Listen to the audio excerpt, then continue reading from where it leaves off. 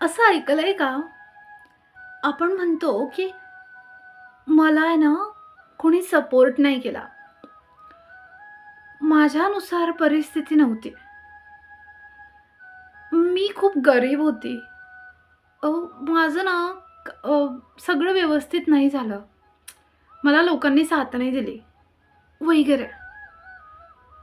पण जर आपण आपला फोकस म्हणजे आपलं लक्ष हे लोकांवरून काढून जर स्वतःवर आणलं आणि आपण असा विचार केला, की माझ्यासोबत जे काही होतंय आणि जे काही होणार आहे, त्यासाठी मी स्वतः जबाबदार आहे.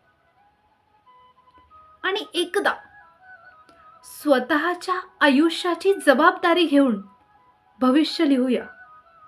कारण आपणच आहोत आपल्या जीवनाचे शिल्पकार.